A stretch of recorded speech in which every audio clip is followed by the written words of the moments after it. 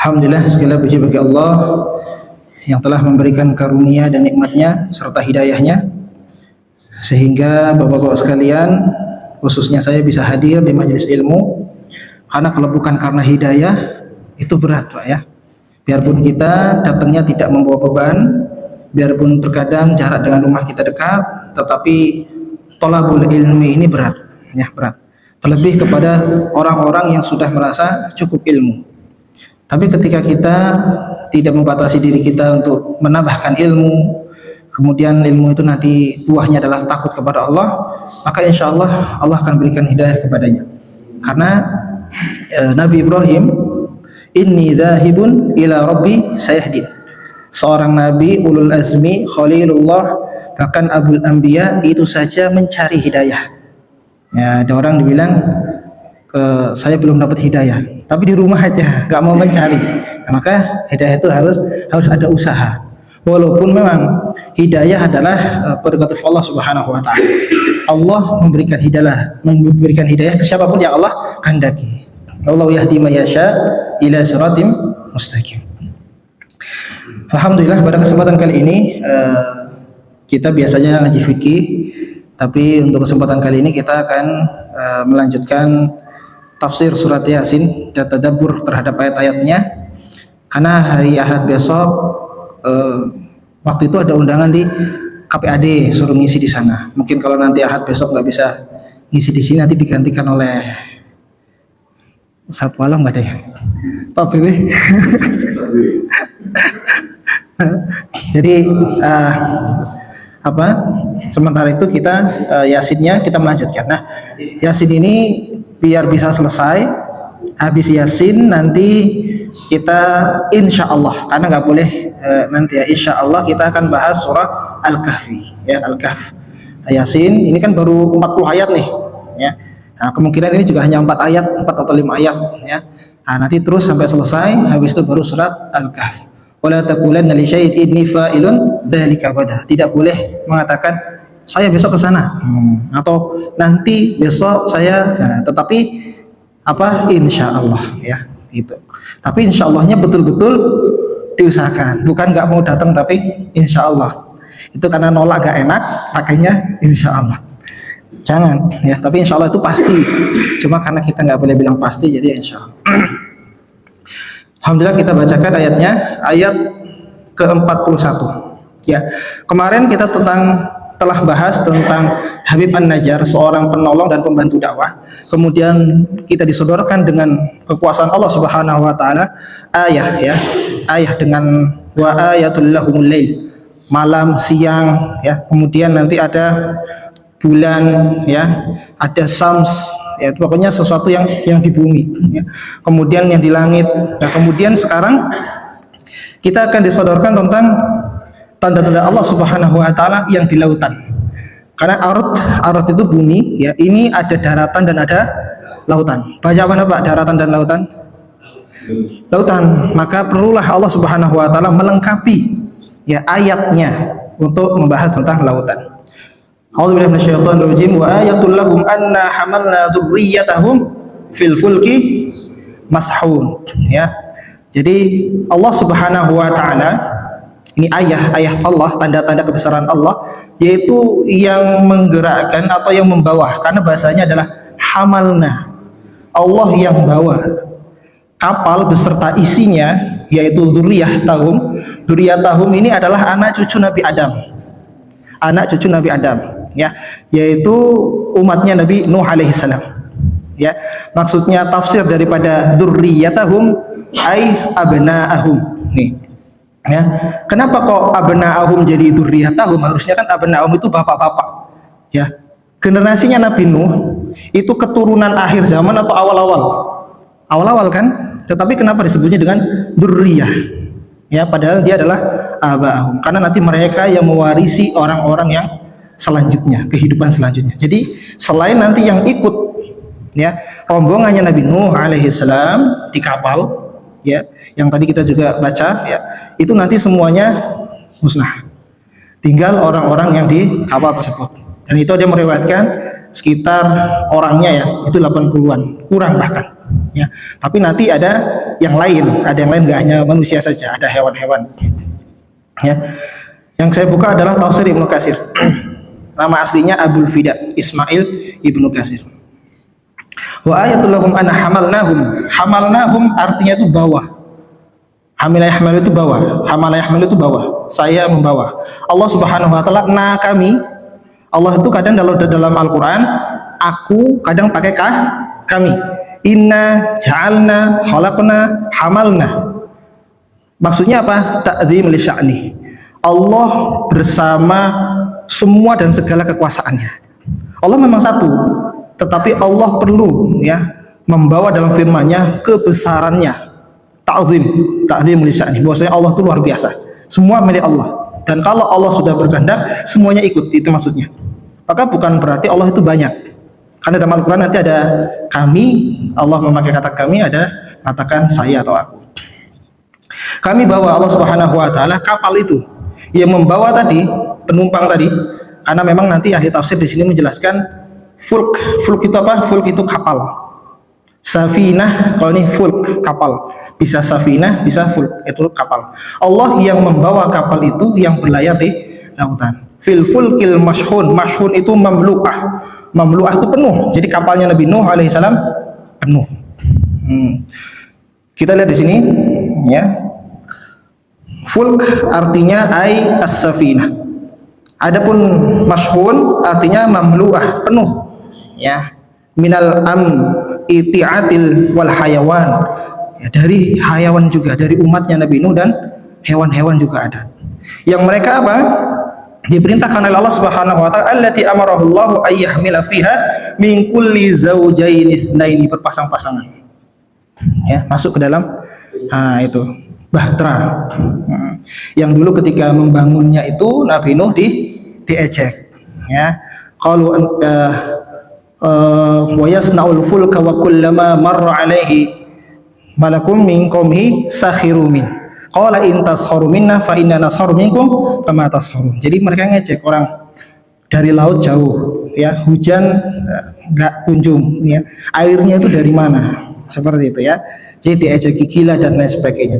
Singkat cerita, ya, akhirnya nanti semua itu binasa kecuali yang ikut rombongan, termasuk nanti keluarganya Nabi Nuh alaihissalam, anaknya, walaupun anaknya cerdas. Kita berulang kali menyampaikan anaknya Nabi Nuh cerdas, cuma saya nggak soleh.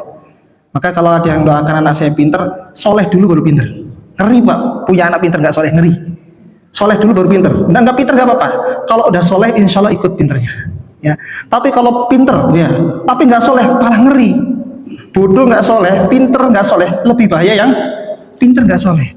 Qala sa'awi ila jabal ya'simuni minal ma. Seberapa tinggi air itu, saya bisa lari ke bukit itu, gak akan kena air. Cerdas, ya, dia cerdas sekali. Tetapi apa? Nah, sudah. La asimal yauma amrillah. Sampai akhirnya Nuh mencari di mana laisa min ahlik innahu amalun ghairu saleh. Jadi yang penting itu soleh. Mau jadi apa? Anak soleh. Semoga anak ini soleh, nanti baru jadi soleh atau solehah, bisa dokter, bisa pengusaha, bisa raya. Tapi pertama harus soleh. Ini mah anak gak jadi apa-apa kalau soleh itu insya Allah menghormati orang tuanya, bakti kepada orang tuanya. Tapi terkadang terlampau jauh sampai lupa inti, ya gitu ya. Jadi Allah Subhanahu wa taala melalui kisah Nabi Nuh kan Allah kemarin cerita tentang bulan, syams, tentang matahari yang beredar pada porosnya, kemudian malam, siang. Nah, kemudian cerita laut. Yang laut di situ ada kapal, dan kapal itu memakai kata hamalna. Coba kenapa kok ayat setelahnya tidak hamalna? Kita bacakan wa khalaqna lahum mim mithlihi ma yarkabun. Tetapi ketika di sini adalah al-an'am bisa, ibil bisa, unta bisa, atau kendaraan tunggangan, hewan tunggangan juga bisa.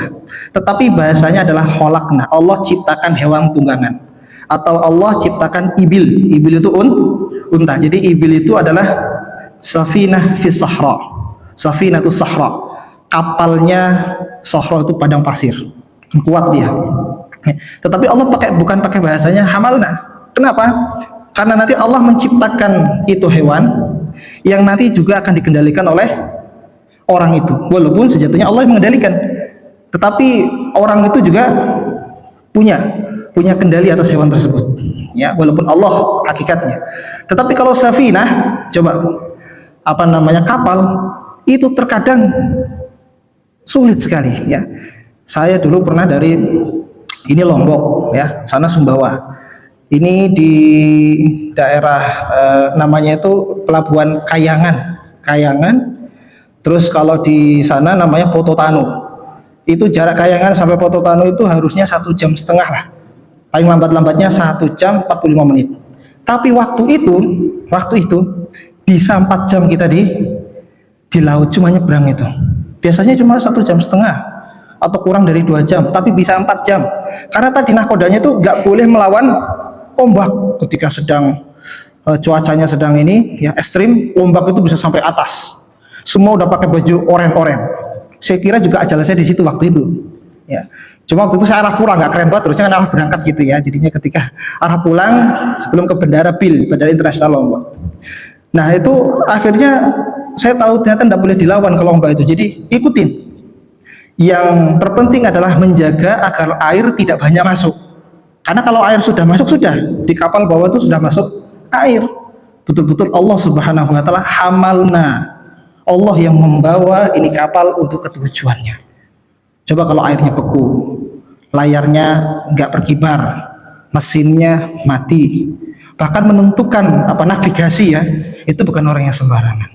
Ternyata betul-betul memakai hamalna. Jadi bukan berarti Al-Quran ini mubah-mubah bahasa seenaknya. Tapi Allah Subhanahu wa taala ingin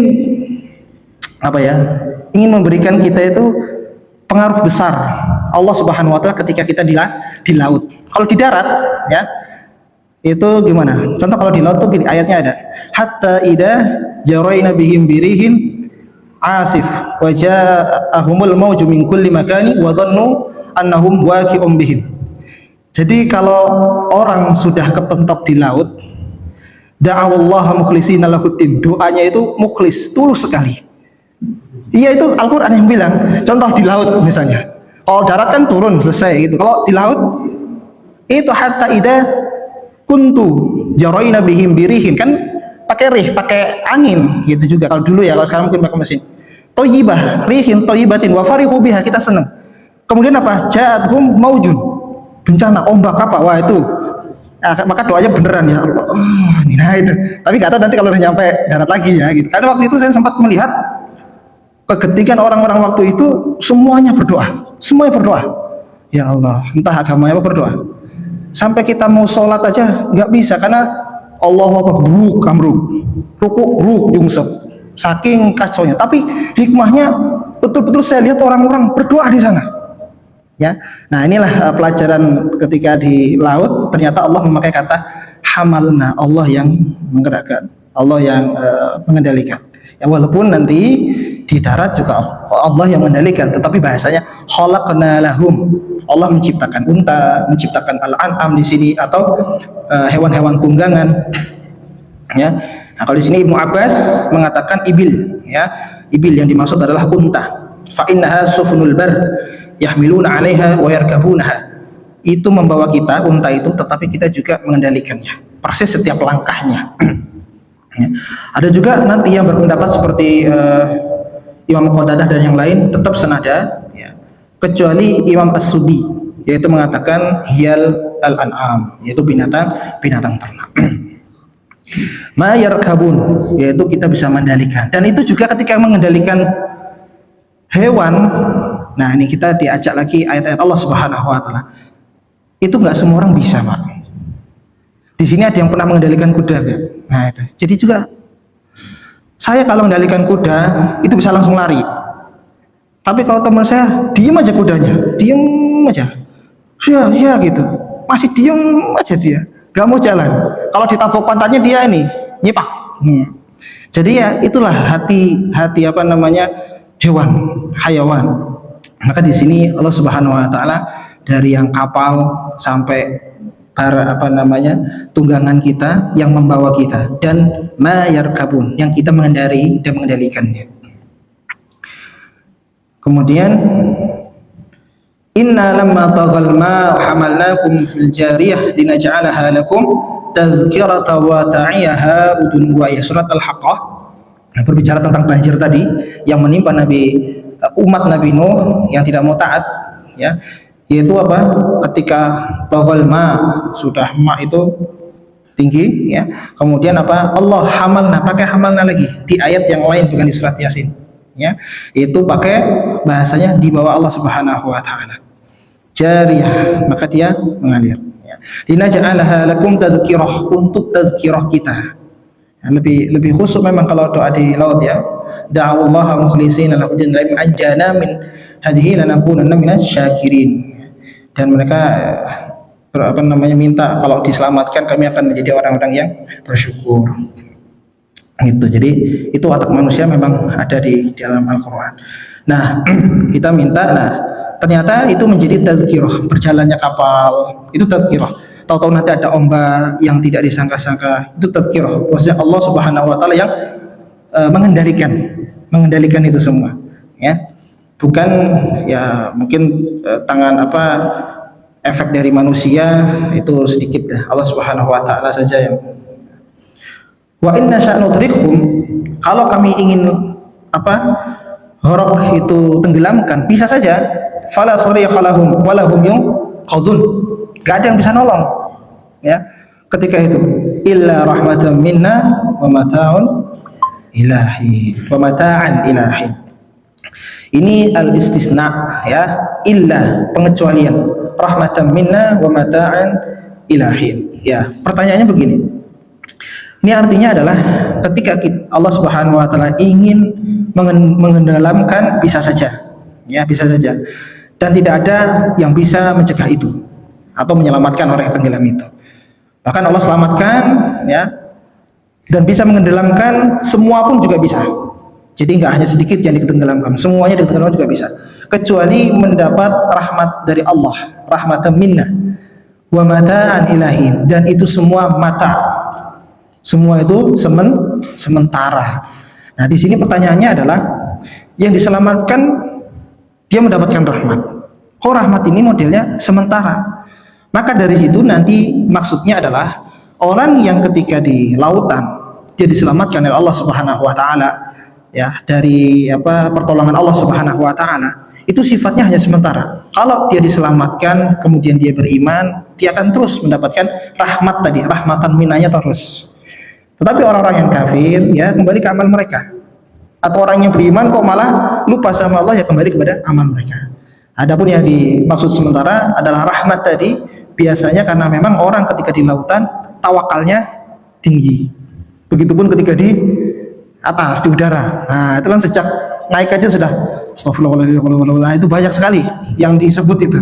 Ya, ketika yang perlu nggak ya ketika lagi mobil ini lagi itu perlu disosok ben biar miripnya kenceng, subhanallah, alhamdulillah, ya.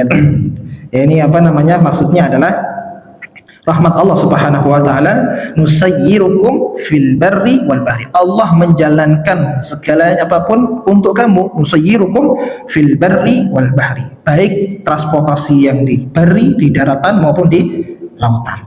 Ya, kalau di lautan ini dulu kaum muslimin lemah pada tentara di lautan, tetapi ketika nanti di zaman Utsmani, Daulah Utsmaniyah, ya, Bani Utsmaniyah, itu tepatnya sebelum Al-Fatih, sampai nanti Al-Fatih itu nanti ada Khairuddin Barbarossa.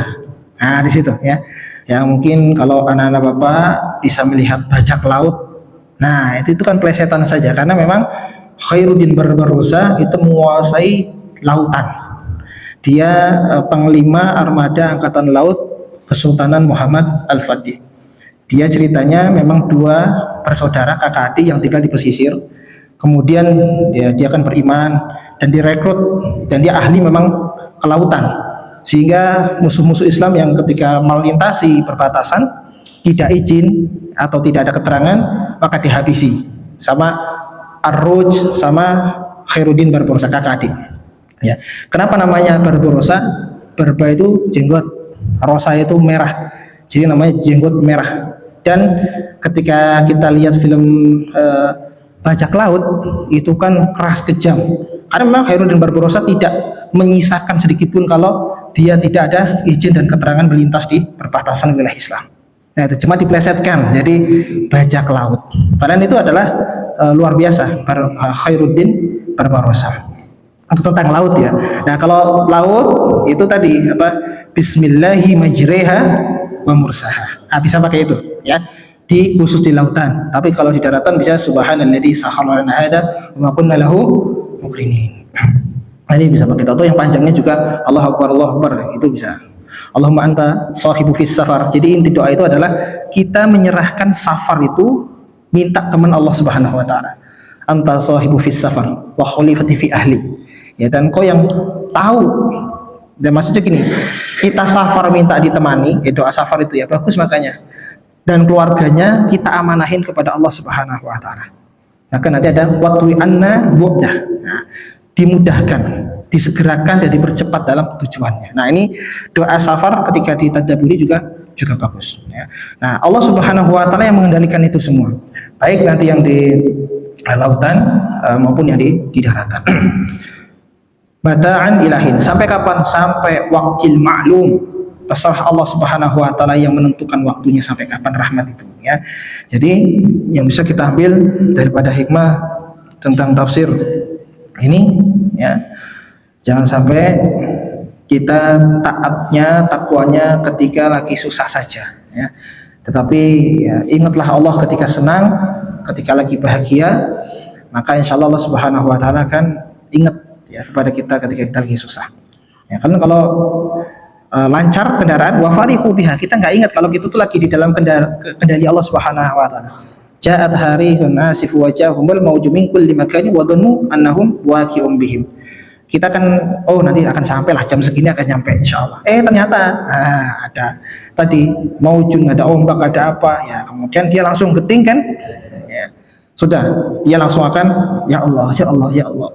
Kita bisa lihat orang-orang sekitar kita itu kalau misalnya belum gempa nih ya coba masih nah, tapi kalau sudah geruk sedikit aja Allahu Akbar, nah itu luar biasa kan. Itulah Allah Subhanahu wa taala memang maha sekali. Mau diingkari mau dilupakan Allah tetap eksis. Zat yang eksis akan terus ada ya.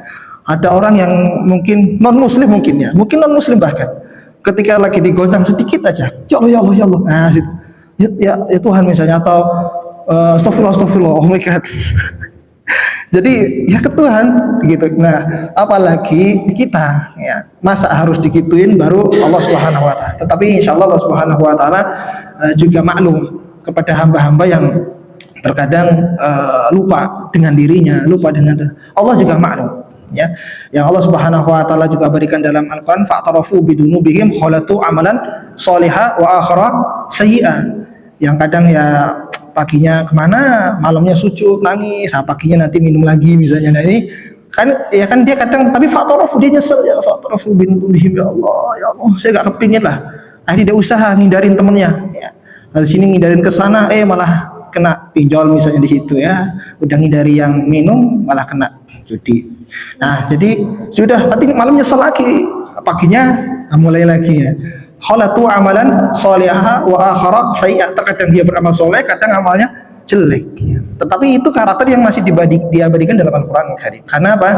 Ada iktiraf, rasa penyesalan ya. Ada athar, bukan hadis, athar. Orang yang bangun dari tidurnya dia menyesal dia tidak tahajud, dia menyesal baca Qur'annya kurang banyak, dia menyesal belum sedekah, dia nyesel ya Allah tapi nyeselnya beneran ya nyesel-nyeselan.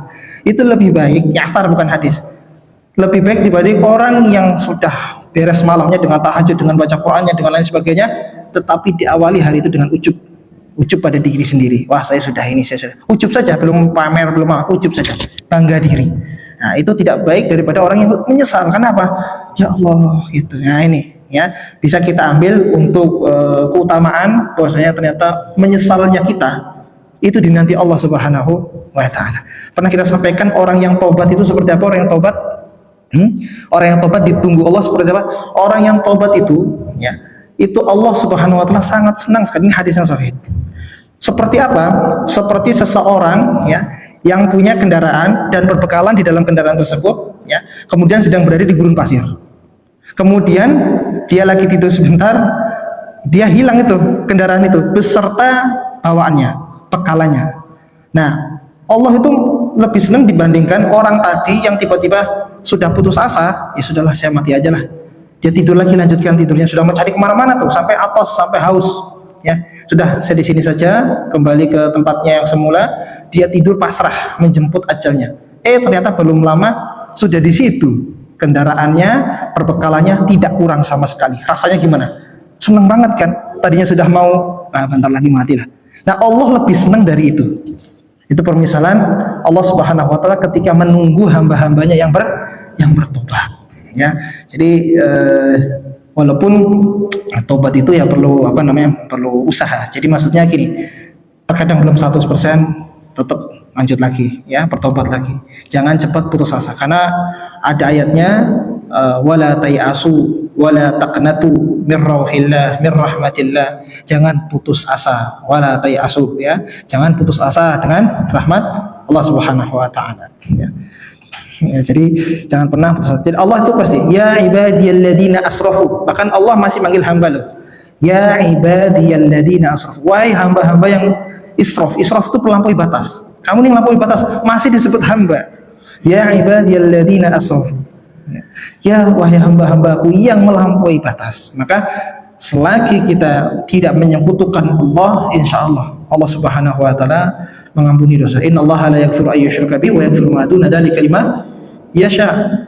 Allah mengampuni dosa-dosa seluruhnya kecuali dosa syirik, yang itu pun kalau dibawa mati. Kalau dia syirik kemudian dia langsung bertobat dan kembali, ya, dia mentauhidkan Allah, malah dakwahnya enggak, dia tetap diampuni, akan diterima amalnya, ya. Tetapi maksudnya dia itu adalah ketika ajalnya lebih mendahulinya, ya, sebelum tobatnya itu. Wa tubu ilallah taubatan nasuha. Nah, itu saja yang dapat disampaikan, silahkan ada pertanyaan.